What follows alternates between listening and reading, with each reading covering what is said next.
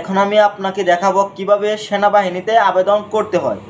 এই মুহূর্তে আমি সেনাবাহিনীর যে অফিসিয়াল ওয়েবসাইটটি রয়েছে সেখানে রয়েছি। আপনি যদি আসতে চান তাহলে ভিডিওর ডিসক্রিপশনে আমি লিঙ্ক দিয়ে দিব, আপনারা সরাসরি প্রবেশ করে কিন্তু মোবাইল দিয়ে আবেদনটি করে নিতে পারবেন।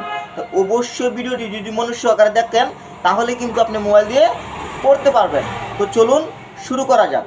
তো যেহেতু আমি এই মুহূর্তে অফিসিয়াল ওয়েবসাইটটি রয়েছি, আবেদনটি করব, তার জন্য আমাকে কী করতে হবে, একটু পেজটি নিচে ডাউন করতে হবে।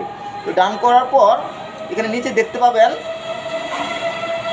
আপনার অ্যাপ্লাই নাও, তো এখানে ক্লিক করে দিবেন। তো এখানে ক্লিক করার পর একটি অ্যাপ্লিকেশন ফর্ম দেখতে পাবেন। তো ফর্মটি কিন্তু আমাদের ফিল আপ করতে হবে। তো এখানে একটা কথা বলে রাখি, এখানে লাল স্টার চিহ্নিত ঘরগুলো অবশ্যই পূরণ করতে হবে। অবশ্যই ভিডিওটি কিন্তু মনোযোগ সহকারে লক্ষ্য করবেন। প্রথমেই যেটা করতে হবে, এখানে বলা হচ্ছে ফর্মটিতে অ্যাপ্লিকেন্ট টাইপ এটা পূরণ করতে হবে। তো আপনি চাইলে এখানে দুইটা অপশন দেখতে পাচ্ছেন, জেনারেল, এএফএমসি। তো আপনি যেটিতে করতে চান সেটি সিলেক্ট করে দিবেন। তো আমি একটি সিলেক্ট করে দিলাম। দেওয়ার পর এখানে মোবাইল নাম্বার দিতে বলা হচ্ছে, আমি আমার মোবাইল নাম্বারটি দিয়ে দিব।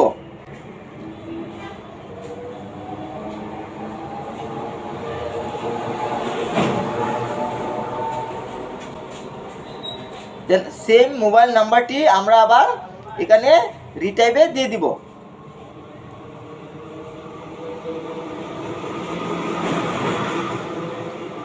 দেন এখন আমার জন্ম তারিখটি দিতে হবে। এখানে আমি আমার জন্ম তারিখটি দিয়ে দিব।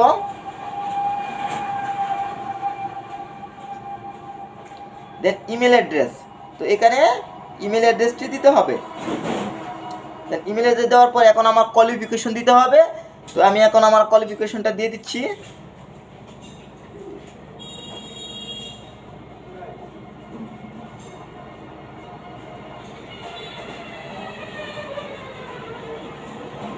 তো এখানে একটা কথা বলে রাখি, আপনি যখন আবেদনটি করবেন অনেক সময় সার্ভার জড়িত সমস্যা থাকতে পারে, চিন্তার কিছু নেই। আপনি যদি ধৈর্য সহকারে কাজটি করেন তাহলে কিন্তু হয়ে যাবে।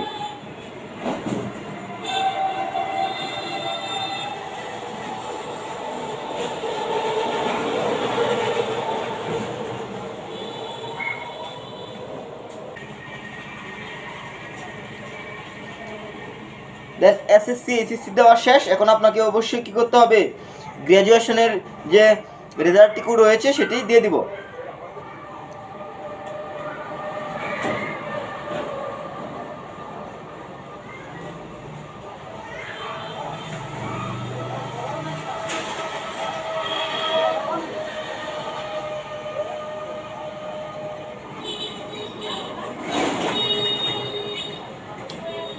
তো আমাদের ফর্মটি পূরণ হয়ে গিয়েছে।